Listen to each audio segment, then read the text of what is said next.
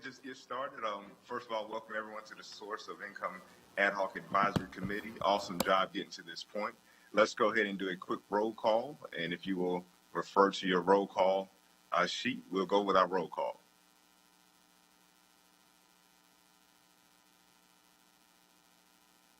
Sure, so I'll get us started. My name is Mark Etheridge. I'm co-chair of this committee. My other co-chair, Kim Graham, is not going to be with us today, so it'll be my meeting to run. I'm a partner at Ascend Real Estate Capital. I run Ascend Housing, our affordable housing platform.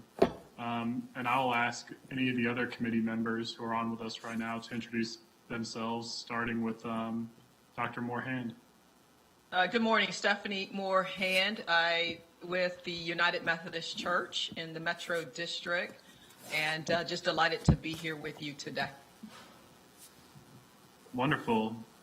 And Stephanie, I think, if I'm not mistaken, I'm looking at our participant list, and we may be the two committee members present at the current time. And I may be skipping around order, but with that in mind, I'll turn it over to our friends at Enlivian and ask anyone from Enlivian who's on the call right now to introduce themselves. Good morning, Fulton Meacham, President and CEO of Enlivian. Glad to see everybody. Good morning, Kimberly Cole, Executive Vice President of Administrative Operations at Enlivian. Wonderful. Thanks to you both. Tara, would you mind introducing yourself? Hi, I'm Tara Peale. I'm President and CEO of Social Serve here in Charlotte. Great. And how about our friends at Charlotte Family Housing? Hi, I'm Pedro Perez, the Executive Director of Charlotte Family Housing. And I'm Elizabeth Kurtz, Chief Housing Officer at Charlotte Family Housing.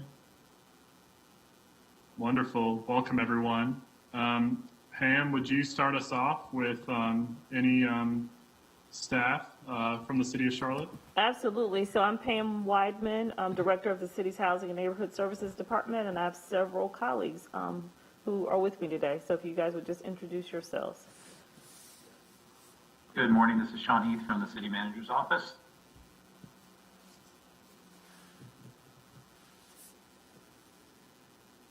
This is Patrick Baker, City Attorney.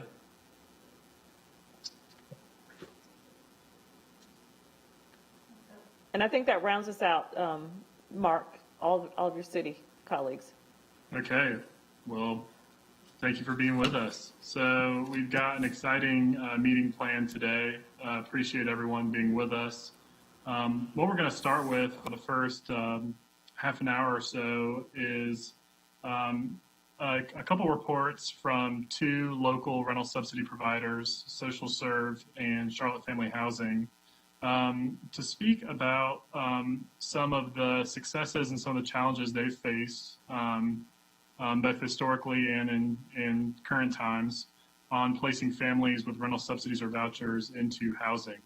And we wanted to offer this up as a part of the committee work to provide a different perspective to where we focus most of the conversation today, which is on housing choice vouchers. And while we know that there are similarities that any family with rental subsidy or voucher may face in finding housing, we do know there are differences in across programs. And so we didn't want to go through this process without acknowledging the fact that there are other rental subsidy sources in the market outside of housing choice voucher administered through Enlivian. And so with that, we're going to hear from Tara at Social Serve, and then that's going to be followed by Pedro and Elizabeth at Charlotte Family Housing.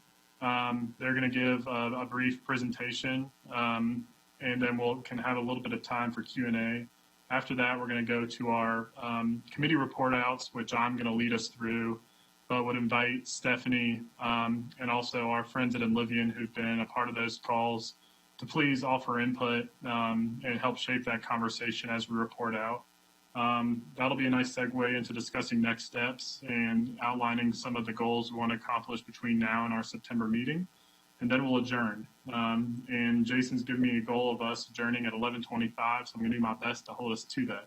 So with that, I see the Social Serve presentation is ready to go, and I will hand the microphone over to Tara.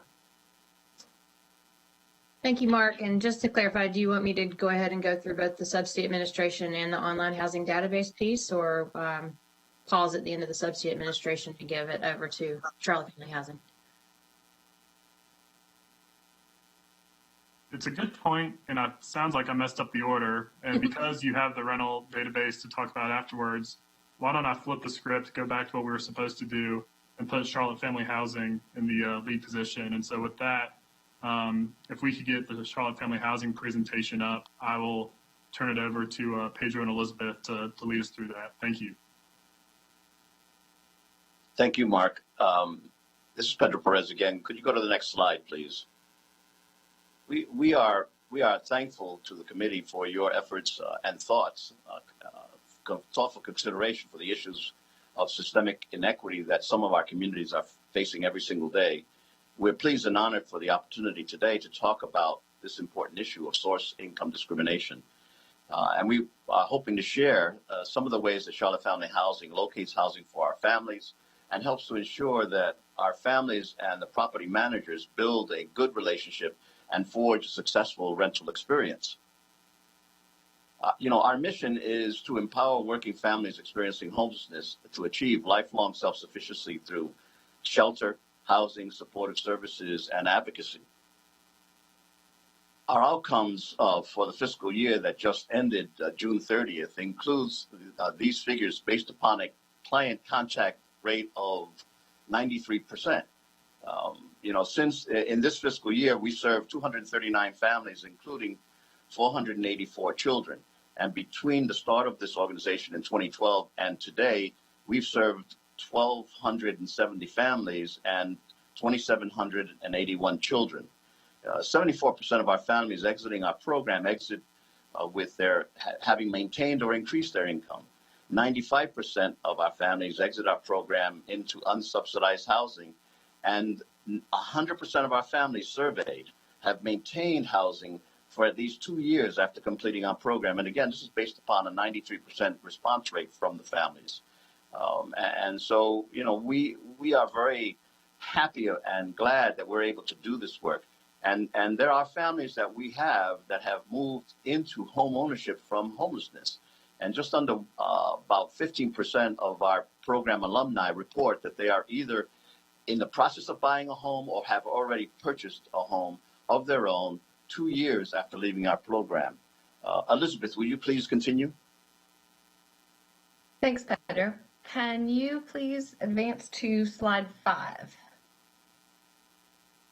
This one, thank you. But so what about the families that we've housed over the past year?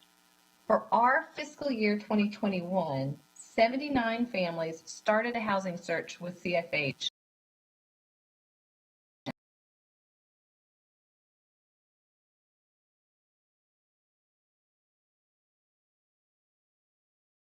Significantly shorter than the period that we hear reported for most voucher holders, subsidy holders, or folks with other barriers. Could you advance to the next?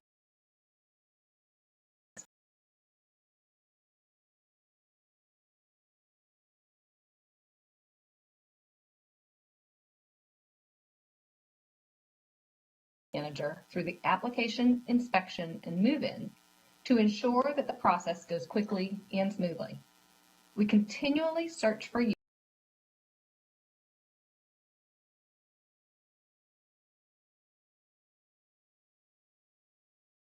Pre-qualify applicants with properties so that we're reasonably certain that management can work around any barriers before the family submits an application.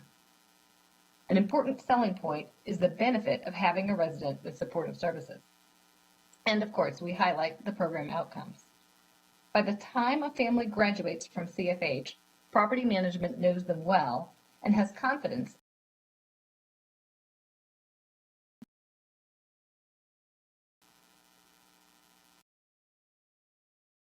statement that the processes and tools we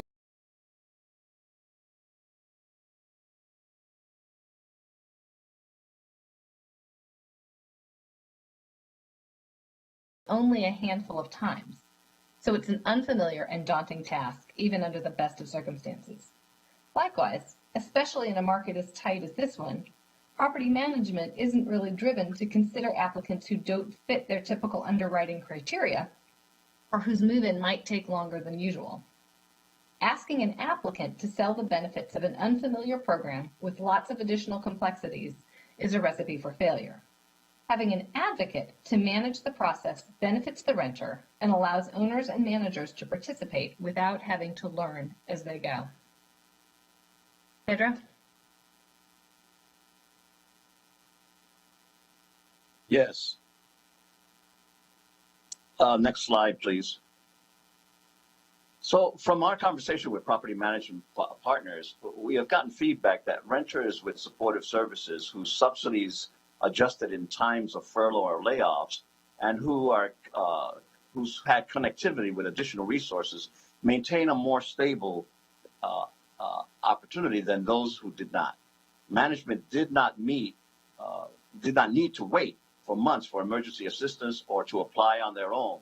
From our perspective, the financial upheaval of the past year gave us an opportunity. Some key takeaways we want to leave with you.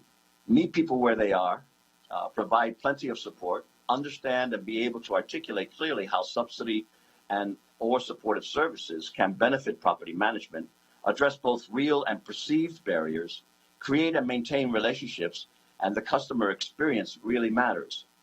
Provide a service that adds value to both the resident and the owner and property manager and the operator.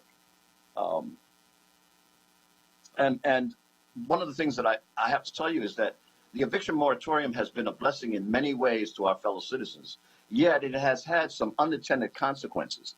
And some of those unintended consequences have been impacting property owners, especially small family-owned businesses. They've been forced to increase the rents of those who can pay, making available units less affordable to those that we serve and for those families that are seeking housing. This has had an effect of worsening the affordable housing crisis and is pushing families further out of the city, straining already fragile incomes. Moreover, the long-term and substantive solutions that could help families achieve social mobility have still not been fully implemented across our nation and locally. Next slide, please. None of what I've shared with you addresses the underlying issues of the source income discrimination. Property managers will tell you that they accept all forms of income, wages, benefits, investment income, etc. And they're telling the truth. Property management does not have a voucher or a subsidy as income to the resident, though. So what they're talking about really is source of revenue discrimination. We don't need to explain what you already know. that most subsidy programs are difficult to sell to owners and managers. Our partners at Enlivian have done a great job turning things around to mitigate the paperwork that's involved and the time that it took to get a voucher holder to a unit. And we commend them for that work. We recognize that these are intersectional and complex, multi-layered issues. We're grateful for the work that this committee and to the elected officials who are keeping focus on the ways that Charlotte can become more equitable, sustainable, and provide affordable housing for all of its residents. We're grateful for this opportunity to add our voices to the conversation and hope that we have provided important information for you to consider as we move ahead. We thank you. Thank you, Pedro, and thank you, Elizabeth, for your presentation. Obviously, the numbers speak for themselves, and your reputation is superb, and we are grateful for the opportunity for you guys to speak to us this morning. We have about 6 minutes for questions, and because I'm the co-chair, I get to start. And so I'm going to give you a couple, and if either of you don't mind answering them. One is, what is the source of the money that's ultimately paid as rental subsidy? Like, where does your funding come from for the rental subsidies? 2, what are the payment standards that you're willing to match for a landlord or a property manager? And do those vary by geography? Do you have certain zip codes or census tracts where you'll pay higher? How do you define that? 3, what inspection process do you use? And to what standard and through what means? And 4, if you could describe a little bit more about how the housing coordinator works. And it sounds like it may be the same person that is both introducing a prospective resident to a property manager and also remaining as that point of contact for the property manager throughout the duration of that resident's tenure at the property. If you could give us a little bit of detail about that interaction and that continuity, that'd be wonderful. Thank you. I'll address the first part of the first question and let Elizabeth handle the other questions that you're there. For instance, TBRA, the tenant-based rental assistance program that the city of Charlotte provides, is one of our funding sources for subsidies. Enlivian, of course, is also one of our funding sources. Away Home, supported through the Foundation for the Carolina, provides us with subsidy support.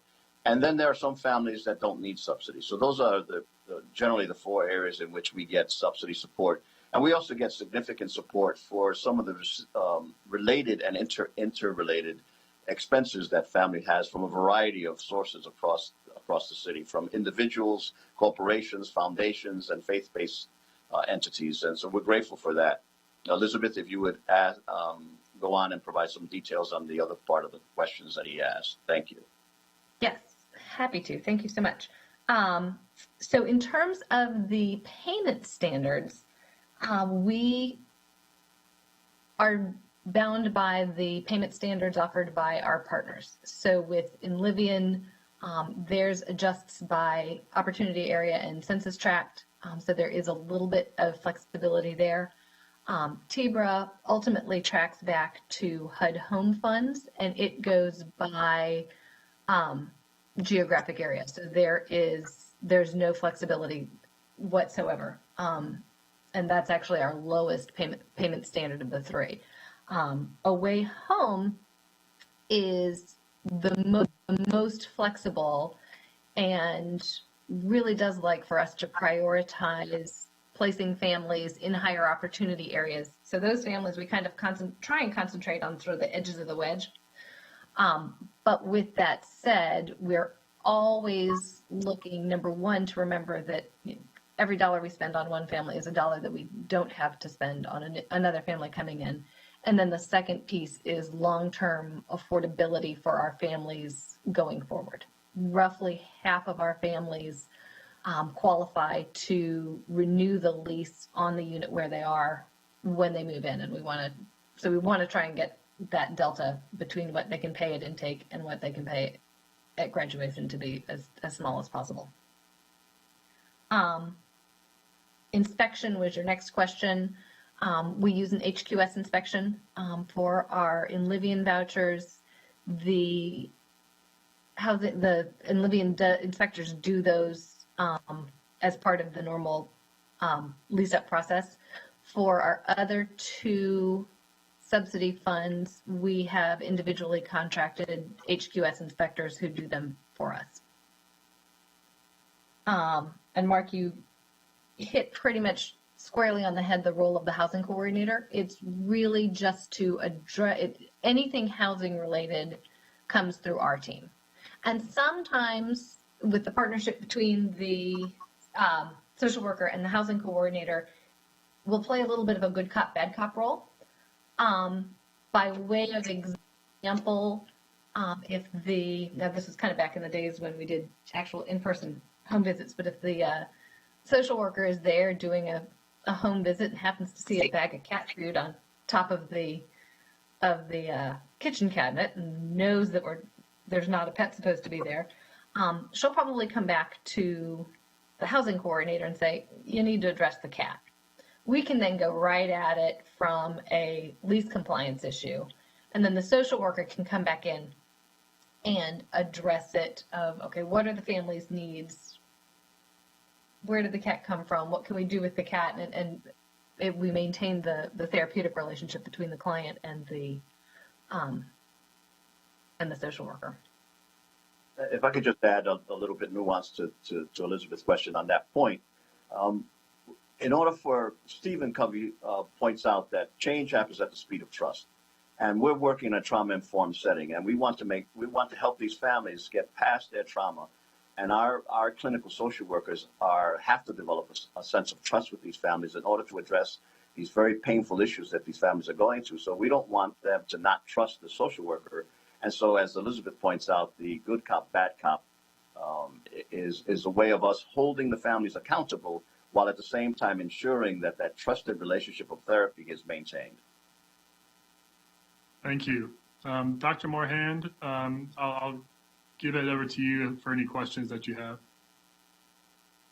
Actually, the question that I did have, you have dealt with it already. You've already asked the question. Okay. I'm going to let us run over for one more question in that sense. And my question would be this. You guys mentioned cultivating long-term relationships with landlords and property managers as a key to success. If we were in an environment where you guys were responsible for housing 200 families a year or 300 families a year, do you think you could do it? Or do you think, knowing the number that you have, that I don't know if it's been relatively static or it's had incremental growth, do you think you could go out and cultivate new landlord relationships if you had, a doubling or a tripling in the amount of families that you were placing into new housing in a given year? I'm going to have. Oh, actually, Patrick, let me say something real quick, and then I do want to absolutely turn it over to you.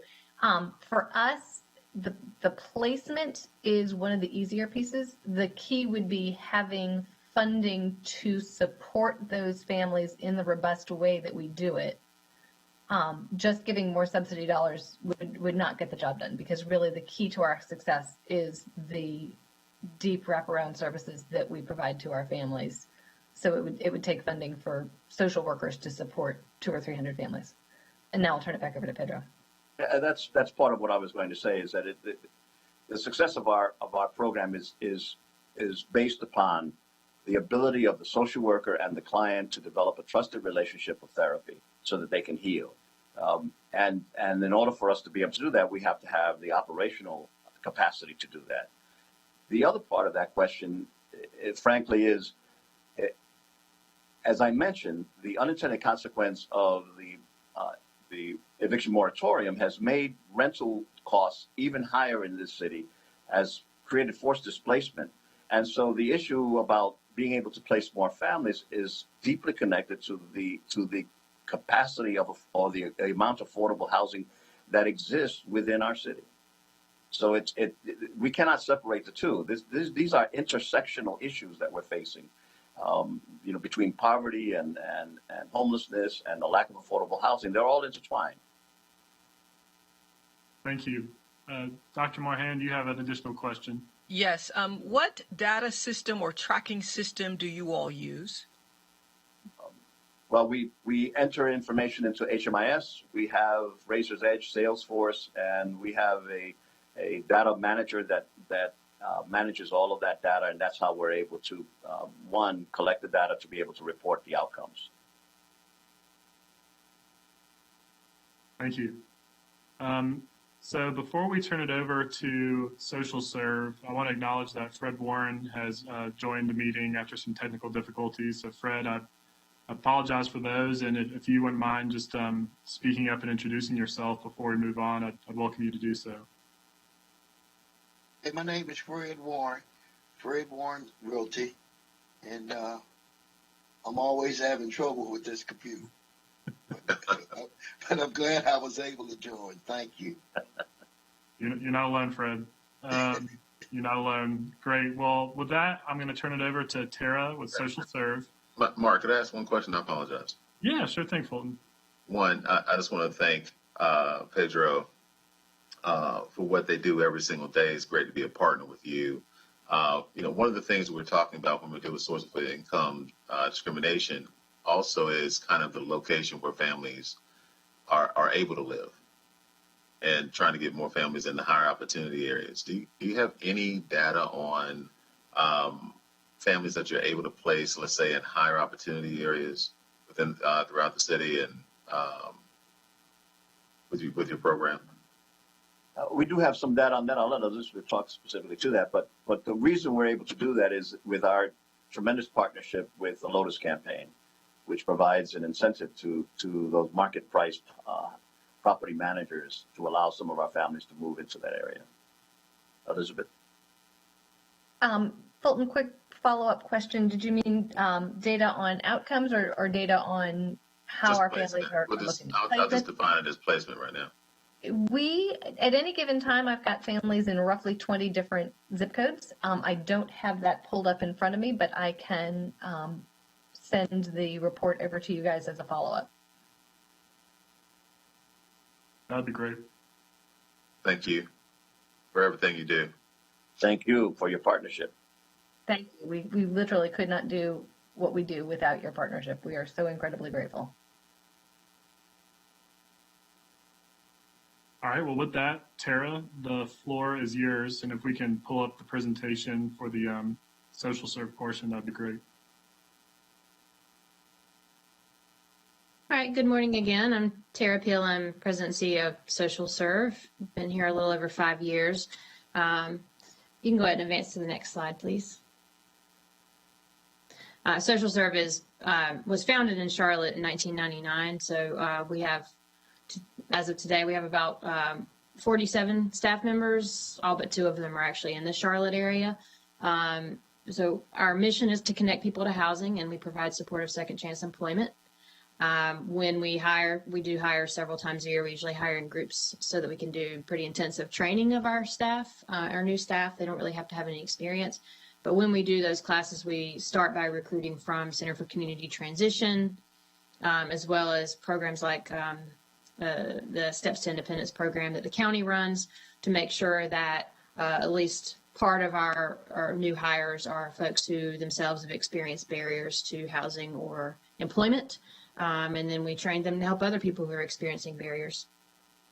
Next slide, please. So just an overview of the services that we provide. So we serve 30 states from Charlotte. And the biggest service we provide across those 30 states is housing listing and location services through online platforms, usually funded by the state's housing finance agency. In some cases, it might be a local housing department that funds it. We have one toll-free number that serves all 30 states that's open from 9 to 8 p.m. Eastern, Monday to Friday. And we're bilingual call center, but we are able to help people who speak any languages as well as people who are deaf and hard of hearing through relay services. So basically what that means is we get calls all day from people who need help searching for housing, and we make calls to property providers to get them to update their listings if they don't respond to prompts. We'll get into the housing locator later. Because we have that amount of, we have, over 2.9 million housing units listed on the sites that we support. It's our biggest service, our busiest service. we also offer, because we have access to all that information, we offer some tenant relocation services. This comes into play when properties are being torn down and replaced by market rate, and people are forced to find somewhere to live quickly, but also more frequently with disaster intervention services. So for example, with the condo collapse in Miami, we're able to reach out to all the property providers in our database and ask them to, update their listings, make sure we know where there are units available to help displaced tenants find somewhere to live quickly. And we do outbound calls around that. We also provide locally housing relationship management services through our housing CLT program. And that's all about landlord recruitment and retention and facilitating access to housing for people who are homeless. In the last year, we've really ramped up our provision of hotlines for housing programs. That can look like supporting a Section 8 waiting list opening where people are applying online, but lots of folks need an alternative. They can't access it themselves. They need to do it over the phone. Similarly, we've offered COVID rent relief hotlines in last year to Indiana, Idaho. We've served for well over a year with hotlines. We're supporting South Carolina with their SC Stay hotline. That's really just about providing an alternative for people who need help accessing online applications for resources. We also offer data collection and inspection scheduling. So data collection, we spent several months calling market rate properties in Maine just to gather rental data for Maine housing. Inspection scheduling, we do that for the state of North Carolina's Back at Home North Carolina program, which facilitates access to housing for homeless households. We contract with a third-party inspector that has inspection teams around the state, and we make sure that properties get HQS inspections within 48 hours of request. And then housing assistance fund management is really something new for us that we began offering in the last year when we were just trying to meet the moment with COVID rent relief locally. We ended up, our fiscal year ends March 31st, so we're a $2 million operating budget organization, and we ended up moving $30 million last year in direct rent, utility, and hotel relief. So that kept us kind of busy, but we wanted to be as useful as we could locally with that. But more long-term, we have started handling rental subsidies using mostly emergency solutions grants. So I'm going to get into that a little bit more, but you can go to the next slide. Thank you. So just to say, I referenced our landlord relationship management, our housing CLT program. Prior years, we'd been moving about 60 homeless households into housing per year. In our last fiscal year, we moved 261. And that is a direct result of ramping up in the wake of COVID and trying to partner with other organizations to facilitate that move, and frankly, having funds that we could use to do that. And a lot of that is also having us administer the subsidies. So back in April 2020, that's when we first started administering rent, utility, and hotel assistance, starting with COVID response funds. And then we initially thought that was going to be a short-term thing. So we got the funding and we stood that up within a week. And then more funding came because, as we well know, it's not gone yet. So we were partnered with DreamKey Partners to administer what's now called the RAMP program, Rent and Mortgage Assistance Program. And with that program, applications are submitted online by tenants. DreamKey reviews the applications, determines the award. Social Serve makes the payments. It's a good relationship. It builds in financial controls, but it also gives us access to more property providers that we didn't have access to before, so that we can find out about vacancies and help additional tenants. Emergency Solutions Grants, which are funds from HUD through the local continuum of care. It's usually both rental subsidies and case management services that are funded. Typically, individual agencies apply for those funds, get them, and they administer all of it in-house. In the last year, there were large funding rounds of ESG, what we call ESG, made available, special allocations. And so we came together as a group to administer it and have Social Serve administer the funding piece and the housing placement part of it. And then agencies like Salvation Army, Roof Above, Supportive Housing Communities, Community Link, and others continue to provide the case management services so that each individual agency wasn't having to administer the whole thing and provide the array of services. For ESG, households are first matched to one of those homeless services providers. They determine their eligibility and refer them to us to handle the housing, location, and payments. We find the housing provider. We get the client through the application process, including inspection.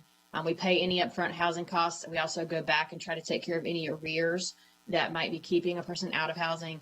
And then we pay the ongoing monthly rental subsidies and utility assistance. Next slide, please. So talking a little bit about RAMP specifically, I know it's not an ongoing rental subsidy program, but we did have some lessons learned from it that I wanted to share. It was a fast rollout with a lot of need all at once. That was a big challenge.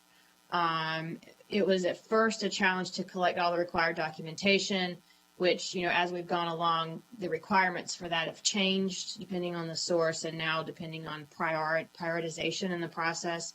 And then just getting the money out the door. Again, we went from being $2 million to rushing $30 million out the door. So we had to change internally to get those payments out the door, preferably electronically.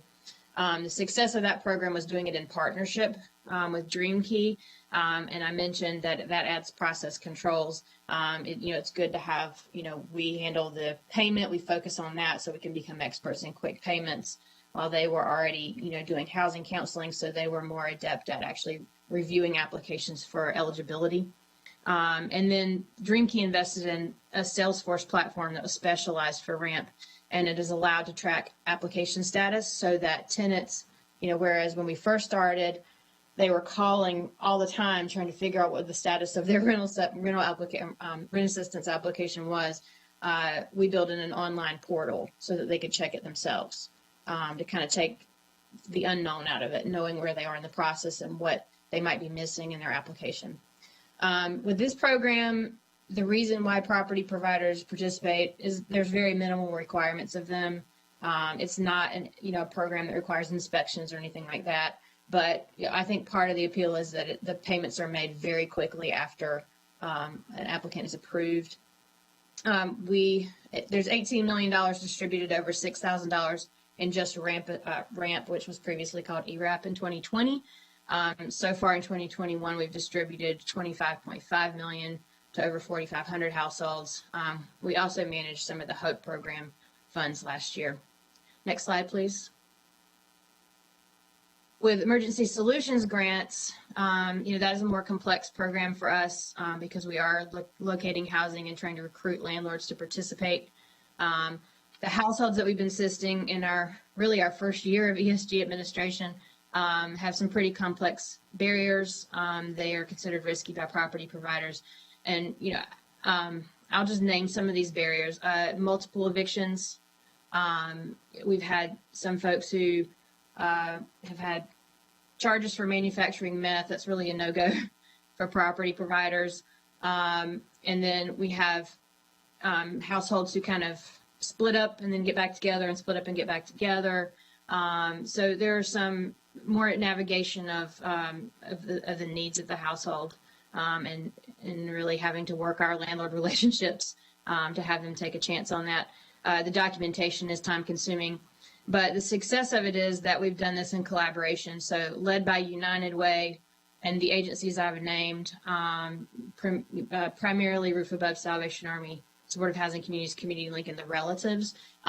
We have worked really hard. Collaboration is not easy. We've worked really hard to stick together in this and work through any of the problems that happen when you kind of pass a household over to another agency to do a piece of the work and then back to that original agency to make sure the services are provided. They really had to kind of give up some control of their landlord relationships to us and trust. We have to trust back and forth that they're going to deliver the services, because that's key to retaining the landlords.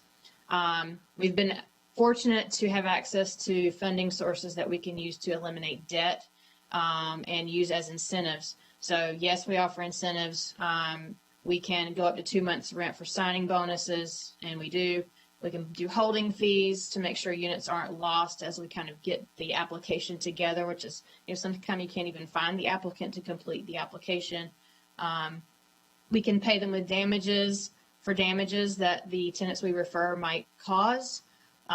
We can also do stability bonuses. So if they renew a lease for a tenant that we referred, we reward them for that. That's more on the retention side. But I think the biggest incentive with this is that we provide them one point of contact for housing issues. So the property providers don't have multiple agencies approaching them asking for units at the same time. We are representing those agencies and making sure that we're accessing as many units as we can for them, and offering to their clients as we go along. For utilization of just the ESG funding, so far we've placed over 100 chronically homeless households, and we've paid over $550,000 in eviction debt, upfront housing costs, and incentives just in this year, 2021. Next slide, please.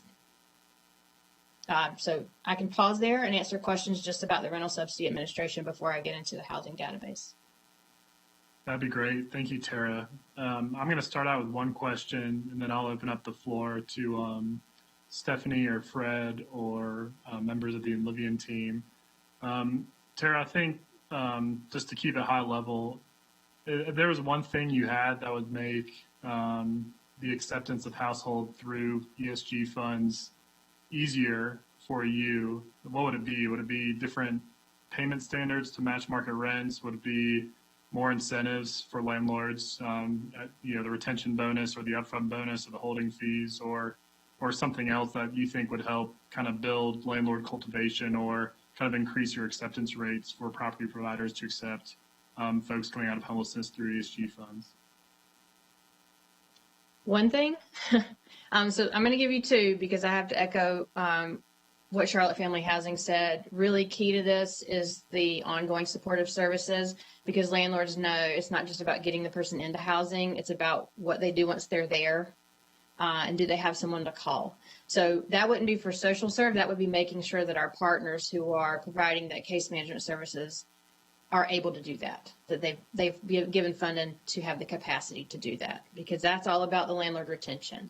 On our side, what I'm really worried about is that all of this COVID relief funding dries up and we don't have risk mitigation funds and signing bonuses anymore after that. So it'd be ongoing investment in the incentives piece, which really does work, and having risk mitigation funds that are really an insurance policy. We don't use them as much as you'd think, but just the fact that they're there and that we will use them when we need to retain a property provider is really important. I do want to point out that fair market rent requirements on ESG funds were waived in the last year. So we have not been bound by this. I know it's not arbitrary, but I'm going to use arbitrary limit on what we can pay for rent in a town like Charlotte. So that has been very helpful. That's great feedback. Thank you. Committee members and Livian, please pose your questions to Tara. Hey, Mark, this is Pam. Not really a question, but I just wanted to highlight what has been said by both Charlotte Family Housing and Tara with Social Serve. I mean, you heard terms like Away Home Endowment, you heard ESG, you heard RAMP, you heard TBRA. And I just want to make sure for the committee members, so both the ESG and the TBRA, those are federal dollars, right, that come to the city. And then we, with all these funds, we recognize that at the end of the day, it's about getting people housed, right, or getting them the services they need. And so that's where the partnerships are so important to get people in the homes. And so we recognize, and I just want to thank Tara and all of our partners who help us do that as a result of us being able to contract with them and them doing what they do best. As far as the payment standards, this is great feedback, and to hear, the social services, the flexible dollars to continue to provide those social supportive services and risk mitigation funds are extremely important. And so we're taking copious notes, and so I just want to thank you guys and acknowledge what you're saying. Yeah, this is Stephanie Moorhand. My question is, Tara, percentage-wise, you mentioned the barriers. Percentage-wise, what would be the percentage of the population in which you're serving that would fall within those barriers that make it even more challenging to find space? So I named some extreme barriers before. They're on my mind because we're problem solving around them right now. But most of the households don't face that extreme of barriers. It's really maybe active criminal cases or involvement in the justice system that have been undetermined about the outcome. So a landlord might be hesitant to accept because they might end up having to report and turn themselves in. A pattern of evictions is fairly common. We're able to pay off the debt. Right now, we're fortunate. We've not always been able to do that. And we've been able to get a lot of property providers to agree if the debt's paid off, we'll take them. But they still see that as a risk because it shows, it is a risk. With the incentives, it's just about acknowledging that they will have greater paperwork and that they are taking that extra risk on. It's just acknowledging the truth of it, that it's not as easy as maybe renting to a market rate household, but we try to make it worth their while with both incentives and just providing that ongoing relationship with them. So I would say about 3/4 of the current referrals that we have some sort of barrier in that way, eviction history or criminal history. But it's always been that our referrals have had about 75% have had some sort of criminal record. It's just become more complicated with eviction debt. And eviction debt is it's a big problem. It's why people are residing in hotels. Because once they have that blemish on their housing record, it will keep them out of housing, particularly if they still owe money. That's a huge issue that's been highlighted for me in the last year as to why people are not accessing housing. Awesome. And then the last question I have is what data, because you've quoted a lot of data, and what platform are you using? We actually just use a very simple, what's called Smartsheet internally to track we receive referrals through an online Smartsheet form. And then we are able to create different ways of organizing that data and tracking their progress through housing. We are looking at moving onto a Salesforce platform, which will allow our partner agencies to check the status of their referrals to us, very much like what we do with the RAMP program with DreamKey Partners. I had one question, well, maybe two. And Tara, thank you for what you're doing. We're great partners, and you help us get a lot of our residents and find them housing. The question I had, though, was in your incentives for some of the programs that you have, can you talk about them from the standpoint of what the actual incentive is and dollar amounts associated with it? Yeah, so we kind of determine the signing bonus based on level of risk and hesitation on the part of the landlord. So we were maybe going up to $1,000. We have different sources we can use for that. But with emergency solutions grants, they've now did a waiver that allows up to 2 months rent, which is not a fixed amount. So we're going to start doing that right now because we can. So that's the primary incentive. If they sign a lease, they get the signing bonus. And then, because we acknowledge that sometimes it takes longer for us to deliver a complete application and we don't want to lose a unit, we will do a holding fee. So that they're not losing anything by holding that. And that is what, maybe month's rent, half month's rent, or? It can be as little as $200. I mean, it again is just an acknowledgement, and if we need to go up, we go up. But we really we try to deliver a quick application, and we're able to do that because we're not burdening the service provider with having to do that on top of being case managers. That we're able to pull that piece out and help them with that and help facilitate it. And sometimes we talk to the client, fill out the application online, and pay for it all at the same time, just to make sure it gets done quickly. And because we also facilitate the inspections, we're able to get that done quickly. So we have a different local inspector, I think, than most people use, but we're able to get it done within 2 days. We just try to keep it moving. Right. If it fails inspections, how does that work? If it fails inspection, they have to address the issues and get re-inspected. But we are also currently lucky to have some funds that we can use to help, if we need to help them with the upfit cost to make sure it passes, we can, just to make it happen fast. Okay. That is Great work. I need to talk to you about where you're getting the funding from, but we'll talk offline about that. Yeah, my primary thing is, I mean, of course I'm worrying ahead, but like what happens when that isn't the case anymore, because it's not always going to be that way.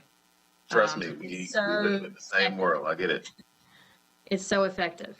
I'll give you an example. I mean, this is from yesterday. We had a tenant that we placed last year who caused significant damages and left without paying rent. It's $3,800. Mm-hmm. And we're going to pay the landlord, and they're going to give us the unit back. That's a lot of money. That is. And, you know, we're fortunate to have access. We'll probably have to use 3 different sources for it, but we get that unit again. Right. And I guess last, and I apologize, Mark, but the last thing is that you talked about counselors, and those kind of things. You kind of turn that over to your partners. So this kind of goes back a little bit to Charlotte Family Housing.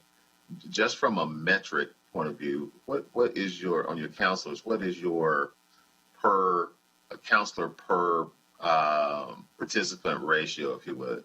What would you say that would be? 1 per 10? I think this is a question for Charlotte Family Housing. It was Elizabeth. I'm sorry. I apologize. That was probably more for Elizabeth. Oh, I apologize. So for our caseloads for our social workers, it's somewhere between 1 to 18 or 1 to 20. And then each of our housing coordinators supports up to 3 social workers. Okay. Are there any? Thank you, Fulton. Are there any more questions for Tara on kind of rental subsidy administration, rental assistance administration? If not, you know, we are running a little behind schedule. So my hope would be to turn it back to Tara to go through talking about this kind of housing database that they offer and what that looks like in current form. Tara, I'll probably get you to try to do that in 10 minutes if you don't mind. And I'm not worried about me curtailing my report outs because I've been anxious about those all morning anyways. So give yourself 10 minutes, and then we'll see if we have a question or two on that. We can do it. If not, I'll try to open up some time during my report outs to kind of have a broad discussion about everything we've talked about this morning. Okay, I'm going to just talk 1.5 times speed. So I mentioned that we have a call center. We support 30 states through online housing location. That's through an online tool. It's actually connected to our website, socialserve.com, but each region we serve, they like to have their own special homepage and URL. So North Carolina, that's nchousingsearch.org. You can access the same information on socialserve.com. Either way you go, you'll be able to search for housing. In North Carolina, our services are paid for by the North Carolina Department of Health and Human Services via contract with NCHFA.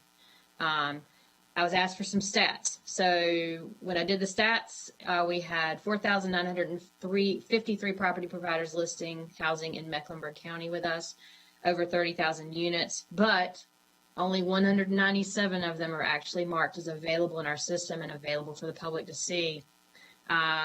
We had 9,667 housing searches just in Mecklenburg County in the last 7 days. Of the 17,000 listings that we have in our system for Mecklenburg County, 12,000 say that they are willing to accept housing choice vouchers. We'll show how that works in a minute. But I just want to recognize a listing is a type of unit. So if an apartment complex has multiple 2 bedrooms, it would be under one listing. Next slide, please. So I was asked how to list properties. You can either call our toll-free number or click login at the top of any site that we support. And the next option will be, do you need an account to list properties? And that will prompt you to fill out a form, which is submitted to us. Our call center reviews it and we help you list. How do we keep units updated? That's our biggest struggle. First of all, we try the easy route. They automatically get emails. If their property is not listed as rented, they get emails asking them to update key information about their properties. If they update it to rented, they say how long it's rented for, and then we don't bother them for that period of time. So we're not prompting every single property to update every month if they just said they leased it for 12 months. If they don't respond to the email with a link that they can click and update, we call them a series of times. We give them time to respond. I was asked how we partner with Enlivian. So I'll show you. I've got sort of a demo built in here. The NC Housing Search or Social Serve is a place for landlords to show that they're willing to accept vouchers, so that people who have a voucher can search for that. We also are able to send bulk emails, so all those 4,500 or so landlords can get an email from us saying Enlivian's having an event for landlords, please come. And we've done that in the past. We're always willing to do that. We're also willing to assist with landlord recruitment, because once they are on our site, it's then our responsibility to try to keep the information up to date about those properties. Next slide, please. So on how it works, you visit either URL, and I'm going to actually show you screenshots, but you type in where you want to search, and then you start entering the filters that you want to use, and one of those filters is whether a landlord accepts vouchers. It'll be more effective for me to show you the picture. When you find listings that you're interested in, you click into them and you get more details about it, and you can print the lists or save them to revisit later. Next slide, please. So just to show you, walk you through these. Here's where the landlords can log in. So if they click that login button up there at the top, next slide, they go to this page where they can say need an account to list properties, or they can log in if they already have an account. Of course, accounts are free. Next slide. And then they fill out a new registration form. It just asks for contact information, company info, whether they're a housing authority. Next slide. Whether they're interested in serving any particular population. So maybe they would really be interested in participating in shelter plus care, or helping natural disaster victims. Maybe they're particularly willing to work with ex-offenders. This is a place for them to indicate that. And the reason we ask that is not because we necessarily display it publicly, but because we allow case managers to log into our system as well. So programs like Charlotte Family Housing can actually log in and see if there is a special willingness among particular properties to work with their populations. Next slide, please. And then this is what a tenant would see, or anyone who just kind of goes to one of these sites to search. They see a box where they can type in. So if you type Charlotte, you choose Charlotte and you move on. Next slide. And you get to a page like this, which is where there's a basic, advanced, and accessible tab here. I'm not going to show you all of them, but you see the first question is, do you have a Section 8 voucher? If they check that box, then it's automatically going to prioritize listings that said that they would be willing to participate in the Housing Choice Voucher Program. Also, veterans, you see Charlotte Family Housing on there. That's only something that people would see locally. I can't even remember how that ended up being there, but I'm glad it's there. They can put in the number of bedrooms they want, the rent range they can afford. They can exclude waitlisted properties from their search. They can type in that they need a landlord who speaks Spanish. All kinds of things. The tabs that I'm not showing you, advanced, is just a lot more detail. Maybe they need to be in a specific place. Maybe they want to do key there is no criminal background check, no credit check. People can filter their search by that. And then there's an accessible tab that has filters for every kind of accessibility you can imagine. Front controls on stoves, how wide the doorways are, and so forth. And the reason for that is we don't want to send people out to a property and then they can't even get their wheelchair through the door of the unit. We want them to find that out beforehand, before they go to the trouble of going out there, among other things. Next slide, please. This is what it looks like when you've kind of entered your criteria and you have search results. I really used a narrow range here. I did rent range $0 to $1,200 a month. I did not pick any numbers of bedrooms. I sorted it by photos available. So this is what a listing results page looks like. It's just kind of a high level of things that are available. There are ways to show this on a map and things like that I'm not going to go through today. And then if you click into an individual one, next slide, please, you get more detail about the property.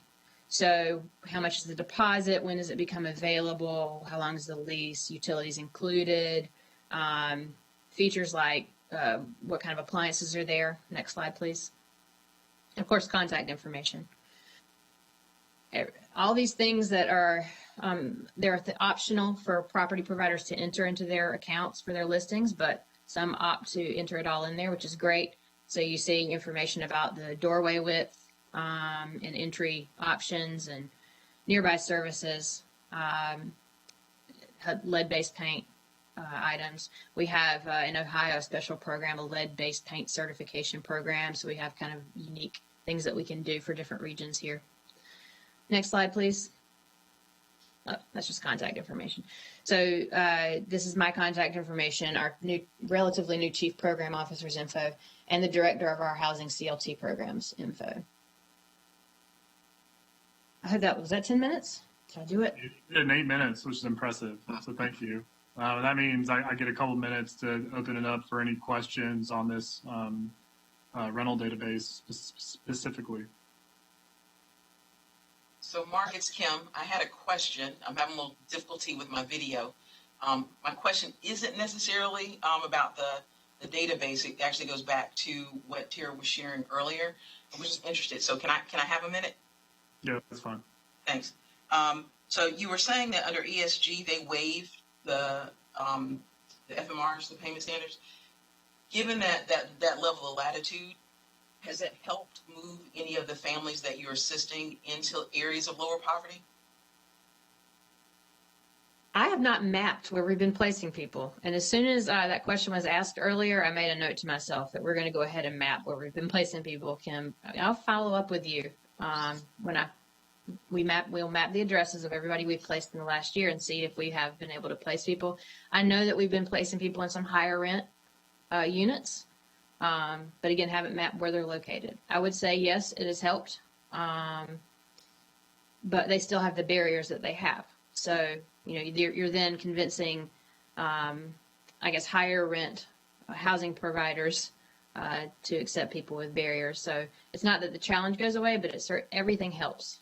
Being able to pay more helps. Thank you.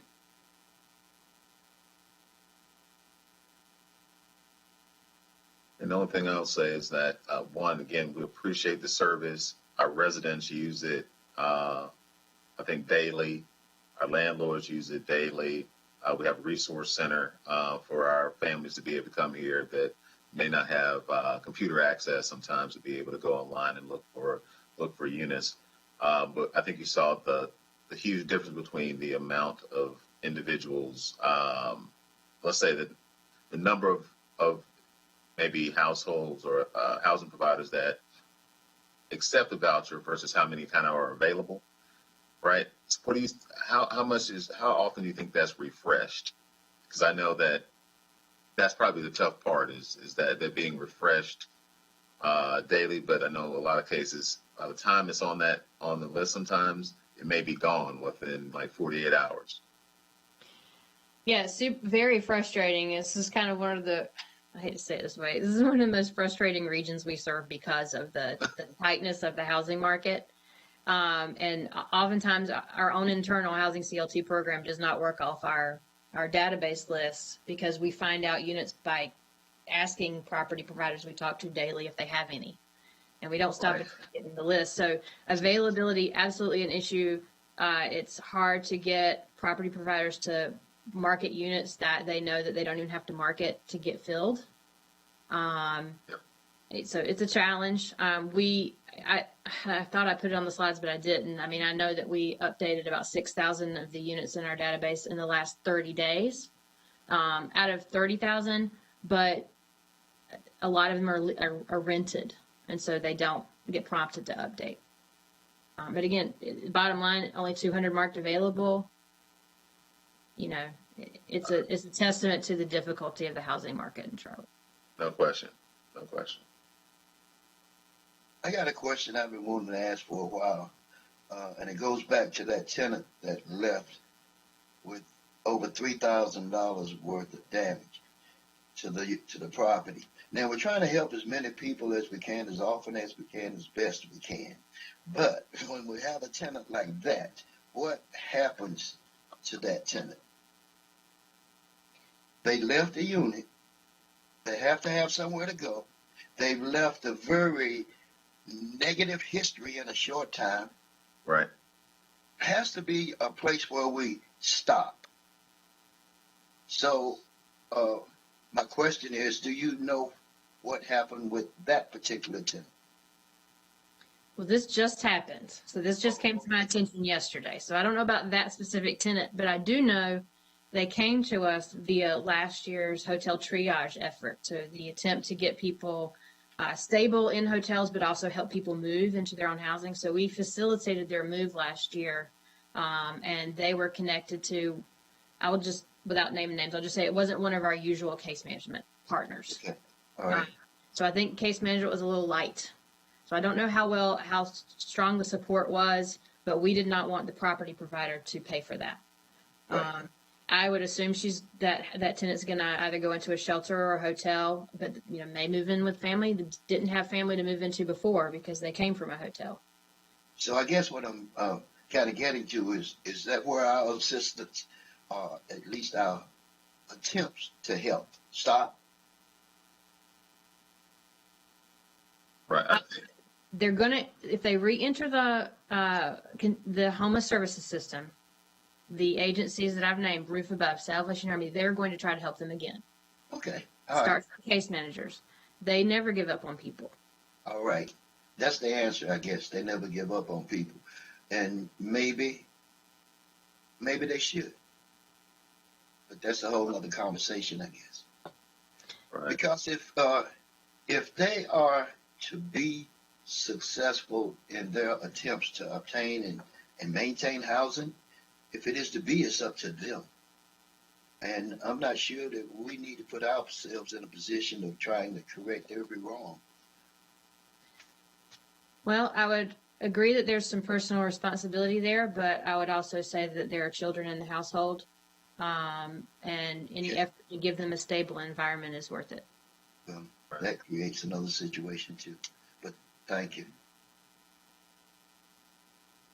Thank you, Fred. So what I'm going to do is this. I'm going to try to get our report outs out in a very short amount of time and leave us some room to answer questions. We've had really two compelling presentations today. We've got three really smart folks on the call with us, and I know everyone's burgeoning with questions and ideas for them. And what I'll say is what I'm excited by is the fact that we're really getting into the meat of this right now. I feel like with our two work group committees in the last month and the call today, we're really starting to see a broader view of the entire system, how some of these partnerships work, what is working well when the resources are available, and what the limitations are when the resources are more finite. And obviously what you've heard time and time again from everyone in Libya and Charlotte Family Housing and Social Serve is that there's not a lot of available units.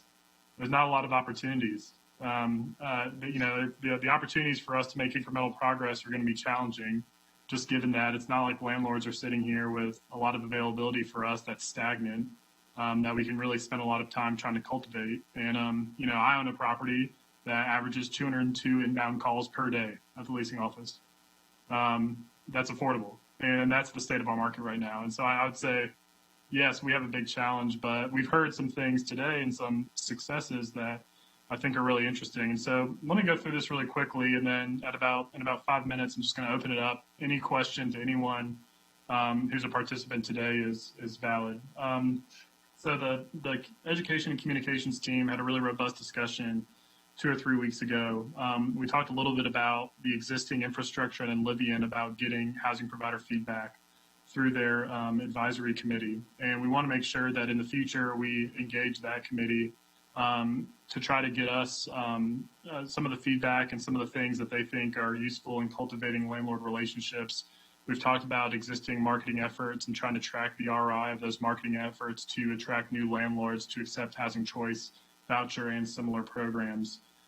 We've talked about different communication strategies as it pertains to both larger landlords and more mom and pop or single family rental landlords, right? So mass marketing might not be the right approach for us getting a landlord that owns 2,000 units, but it may be a better approach for us using some of the single family landlords. I think you're seeing a little bit about how units get captured in this rental database. You're hearing a little bit about how landlord relationships are cultivated from both Social Serve, Charlotte Family Housing, and we've heard in our work group committees from the Libyan about how they're being cultivated.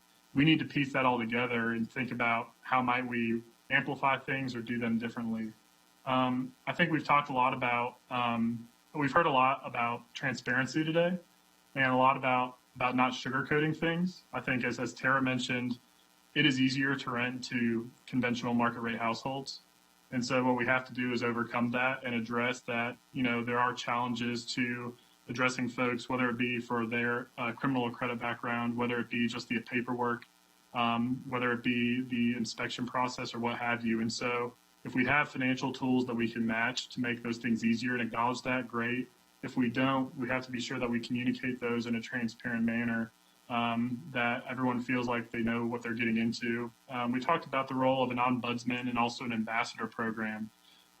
So picking landlords who've had success with housing choice voucher and other rental subsidy programs, and having that be one of the primary sources of contact for a new landlord relationship to hear from, so you can get a perspective from someone that's in your shoes about working with the program, and not hearing from someone, a more kind of unbiased, kind of a neutral perspective. Also talked about the ombudsman, and we've heard about that today from Charlotte Family Housing about having that constant point of contact.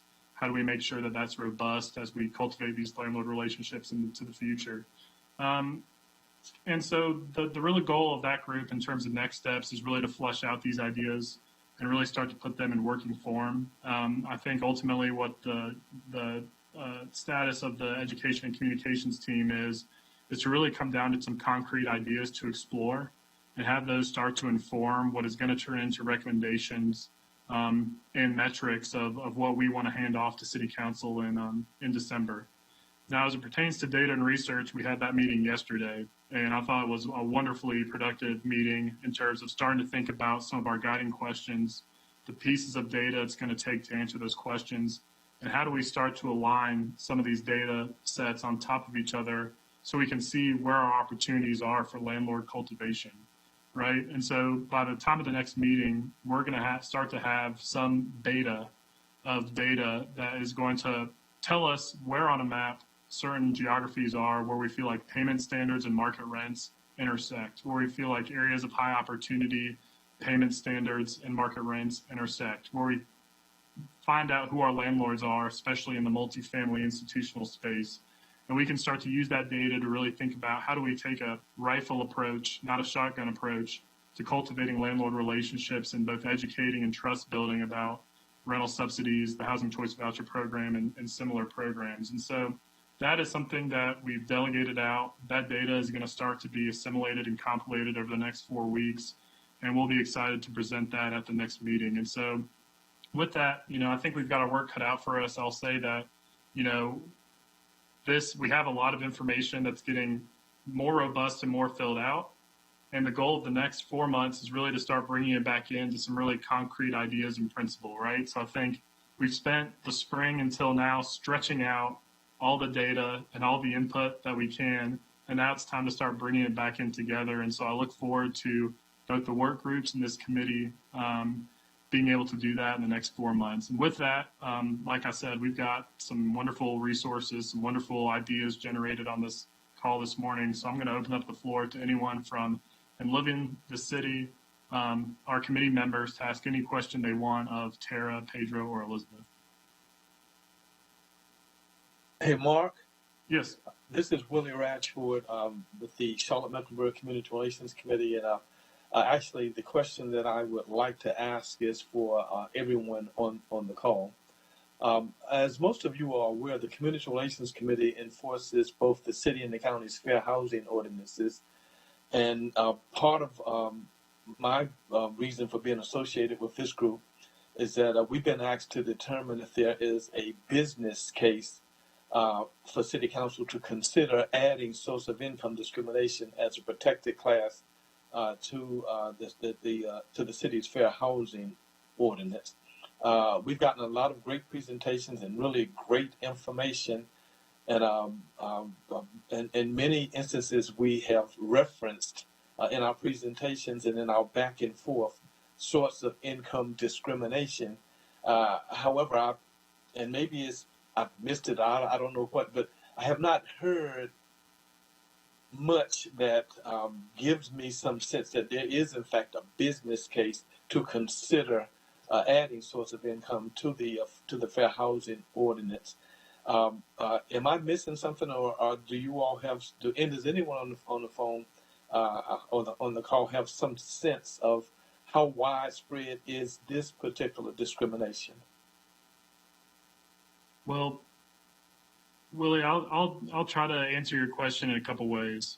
So the first is in terms of how widespread is the issue. We're trying to get granular on that data. One of the data sets that we're looking at right now within Livian is the current success rate of families looking for housing once they have a housing choice voucher and their search window starts.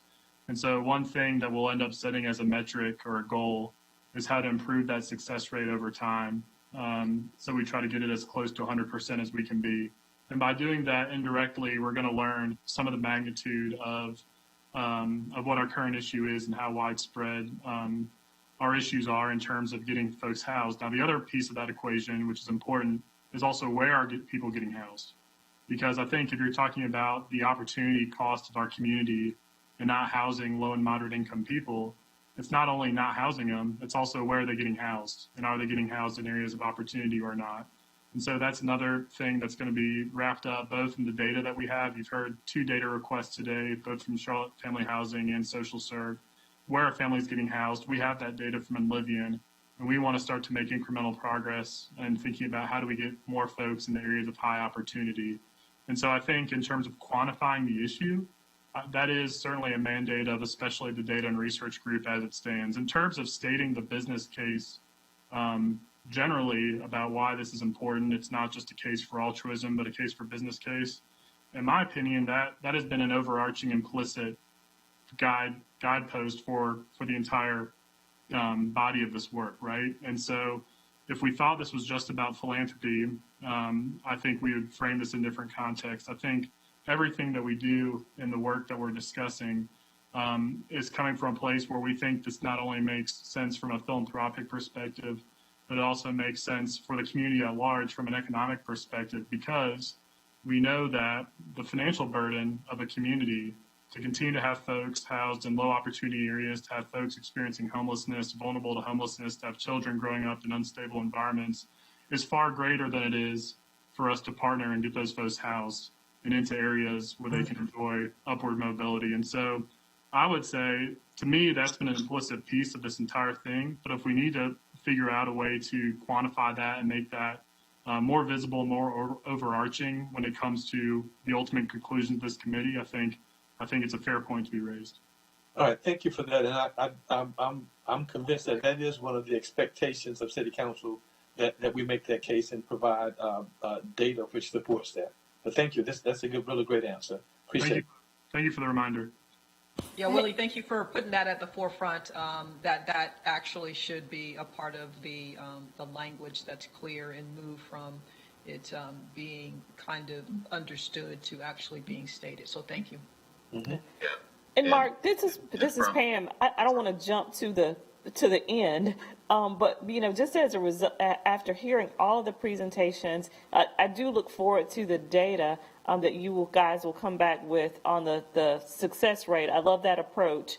I look forward to the data from Charlotte Family Housing and Tara about where people are being housed. But what I'm hearing and beginning to think about is, yes, do we have an affordable housing issue in our city? Like most growing cities, we do. But I think what we might be coming out of here with, or what I'm hearing, is source of income opportunities. And again, I don't want to rush to the end, but I'm really intrigued and pleasantly impressed by what we're hearing here. So, Willie, thank you for raising that point about and reminding us about the continued need to make that business case. And from my point of view, I'll say is that what we've been working through initially is just process questions, right? It's been focused more on the processes of whether it's an HCV process or whether it's a process through another housing provider like Charlotte Family Housing. And I guess we haven't delved into when you say that, how many families are being impacted by this every single day. That's why we'll get to that success rate to hopefully be able to show that there is a real issue when it comes to families finding housing that they qualify for, but not being able to actually access it. So that becomes that equal access to housing component that we have to acknowledge on the front end. And I'm not sure how many people we need to show to do that. I mean, so if we need to show 50, if we need to show 1,000 to make it a business case. But the issue is, I think if it's one or two families that are experiencing it, it's still one or two too many, right, that are being denied housing simply because of the source of their income, and not any of these other barriers, any of these other issues that we're discussing. So we'll continue to work extremely hard to find that, to have that data available. But I don't think we have delved into that in any of the discussions that we've had.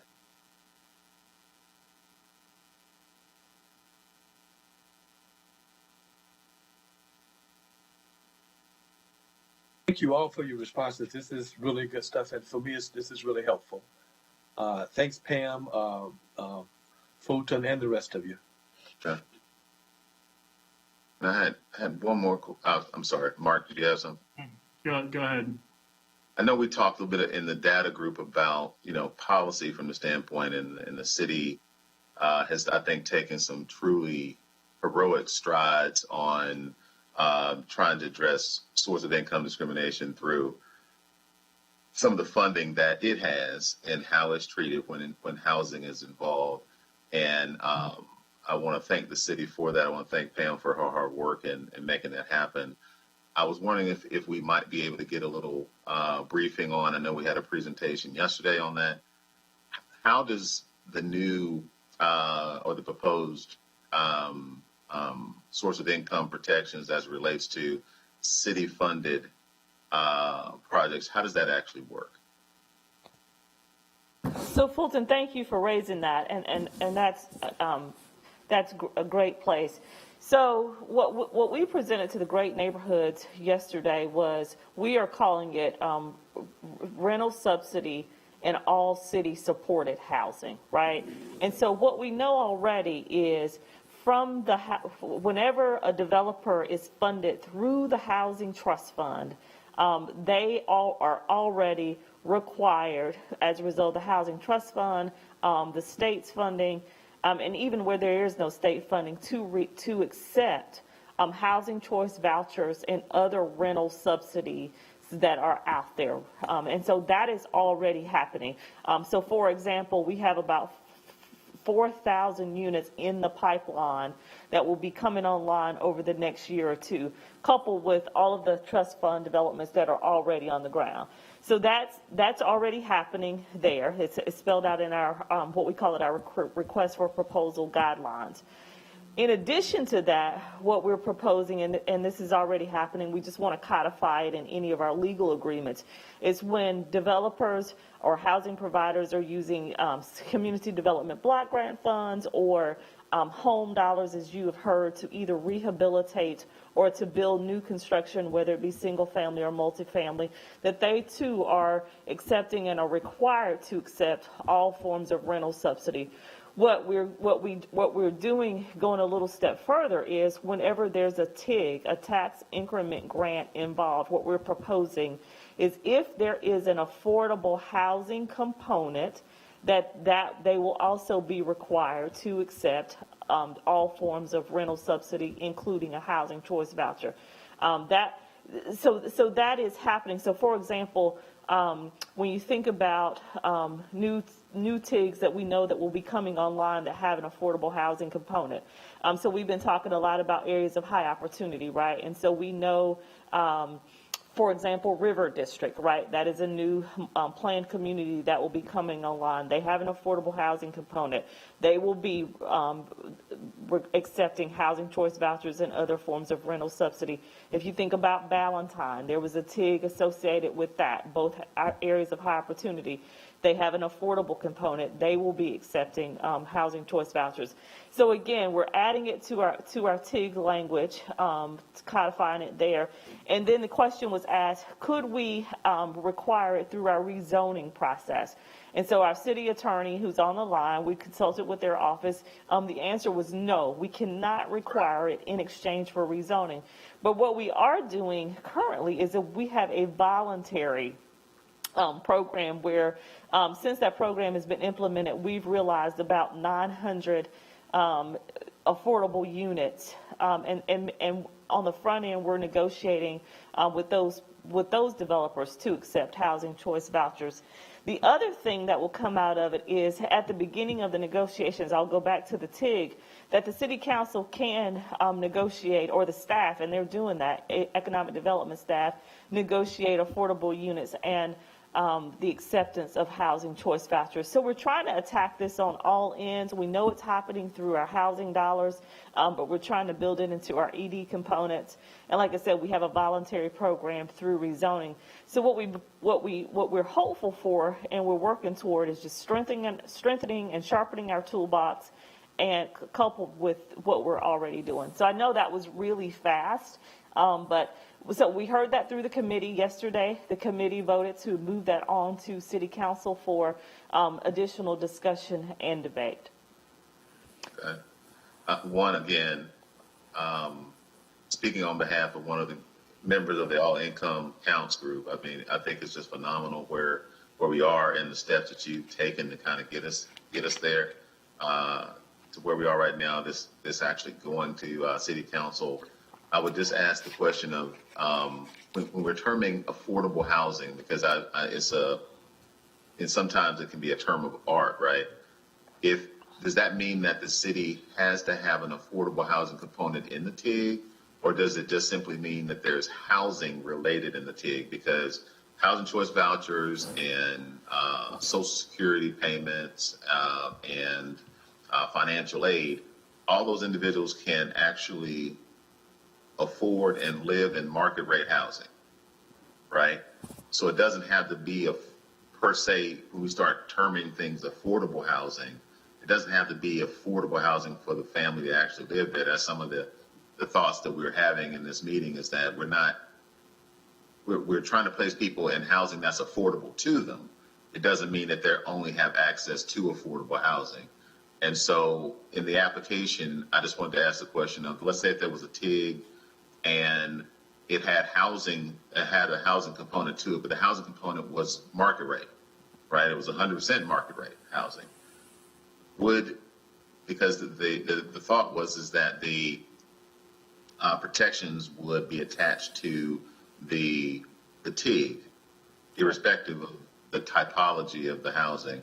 Would that still apply if it was market rate housing? So great question, and I'll try to explain this as simply or succinctly as I can. So we had this discussion actually yesterday in committee. And so when the city talks about affordable housing, we're consistent with the federal government, right? And so that is housing for households that earn 80% and below the area median income. So one of the things we talked through the committee with yesterday is most of our TIGs do not have a housing component, period, right? Most of our TIGs are infrastructure related, right? For streets. Some of our TIGs have a housing component, but it is a market rate housing component. So there's no affordable in there. Some of our TIGs have both a market rate and an affordable housing component. So based on our conversations with ED, I'll lift up two things. Obviously, where there is an affordable housing component, this is where this would apply. But even at the beginning of so staff is always trying to, when we're doing a TIG, it's kind of that but-for purpose, right? And so affordable housing is one of those but-for purpose. And so we're always trying to include affordable housing where there's going to be a housing component. But simply, if there is not an 80% or below, then based on our discussion yesterday, this would not apply. But please know that when there is a housing component of the TIG, staff is always trying to negotiate a portion of that be affordable. But simply, if there is no affordable, then no, this would not apply. But we make every effort from a staff perspective to negotiate an affordable component in our TIGs where there is going to be a housing component. But is there a reason though why it wouldn't apply to market rate housing? Just what we're doing in the body that we're in right now is trying to open the market up, and some of those would be market rate units, right? So we're increasing one of the ideas that we've already come up with and we've talked about here, and I think you heard it today through Social Serve, is increasing the payment standard, right? So if I'm increasing the payment standard, we're increasing the payment standard to kind of match the market, right? So if really a 2-bedroom is costing $2,400 a month to rent, we're saying, okay, we're going to move our payment standard up to the $2,400 a month to rent. If by policy we're saying that those same market rate rents that public funding is going into, that same 2-bedroom, now they can still discriminate against individuals because of the source of their income, that would be a little problematic. I don't think that's what was intended, but I think that would be a little problematic because that's what we're actually trying to do right now is move the payment standards up to really address the market, right? We don't have that many affordable housing units.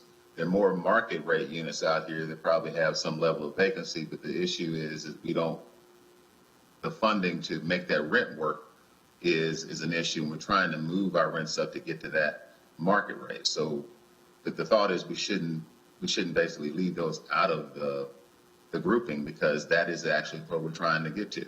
Yeah. And so Fulton, I think if I could, so again, I know we're probably running over time, and if we need to have an offline conversation, we can.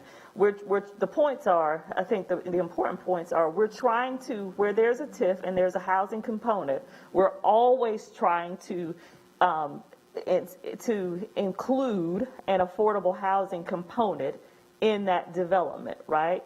But what we are saying is if for some reason that is not negotiated, that this would not apply to the market rate units. But what we're trying to, I guess if I could probably, and you'll get this, we're trying to make it equivalent to, I think your property 707, right? So where you have, I think, some affordable units and you have some market rate. We're trying to have, in all of our TIFs, where possible, we're trying to include both an affordable unit and a market rate component. Where we do that, we will accept housing, the property owner will accept, we're asking them to accept housing choice vouchers. But if there is an instance where there is no affordable housing, then we cannot make them do that. This will not apply. But again, what I really want people to hear is when we're doing a TIF, if there is a housing component, we make every effort, and the city council is really supportive of that, to encourage the developer in exchange for the city's dollars to have an affordable component, and they're doing that on the front end. So again, I'd love to have more conversations with you offline, but I don't want to continue to belabor this point. Pam and Fulton, I'll out of courtesy, we are 5 minutes past, so I'll say this. I think in our data and research work group, we have a component that talks about city-supported deals getting mapped as a data overlay. We know that we can map out the Housing Trust Fund supported deals pretty easily. I think we had a more amorphous discussion about how other supports like TIGs might be able to be forecasted in the future. And so I think at our next meeting, what we need is maybe a briefing from the city on a synthesis of what happened at the Neighborhoods Committee yesterday, any legal obstacles I presented in trying to push or advocate towards things. And then, what we think is likely to happen based on, one, it sounds like a lot of the TIGs that are happening that have housing components are becoming affordable housing components because of the negotiation that happens at the table, but trying to map all that out so we can get to a model and a forecast. So with that, I'm going to open up if somebody, particularly if Stephanie or Fred has one more question for social service, Charlotte Family Housing, please ask it. If not, I'm gonna ask us to adjourn to be sensitive to everyone's time.